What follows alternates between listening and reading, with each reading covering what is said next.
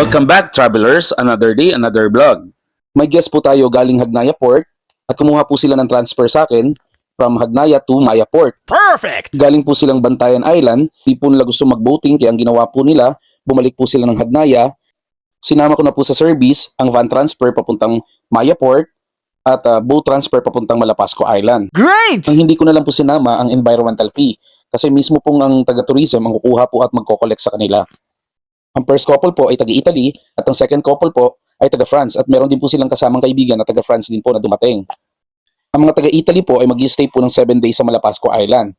Ang taga-France naman po ay mag-stay ng 3 days dahil ang gagawin lang po nila ay puro diving lang po. Ang taga-Italy ay magpapahinga lang sila at sa mga susunod na araw ay magmamalapasco at magkakalanggaman. Pagkatapos nila magbayad ng environmental fee ay lumabas naman kami para magbayad naman ng 200 pesos na public boat papuntang Malapasco Island. Pagkatapos bumili ng ticket, ay pumasok na kami sa gate at maghintay sa passenger terminal at hihintay na lang ang tawag ng bangkero para makasakay na ng bangka.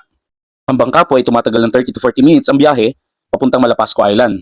Sa mga gusto po mag-avail ng tour or mga transportation, pwede niyo po ako makontak through Messenger or through WhatsApp at comment lang po kayo sa comment section. Around Cebu City po, meron po tayo. Meron po tayong Cebu City Tour, meron po tayong Oslob, meron po tayong Moalboal, at meron po tayong Canyoneering. Dito naman po sa North, meron po tayong Bantayan Island, meron po tayong Malapasco at Kalanggaman Tour.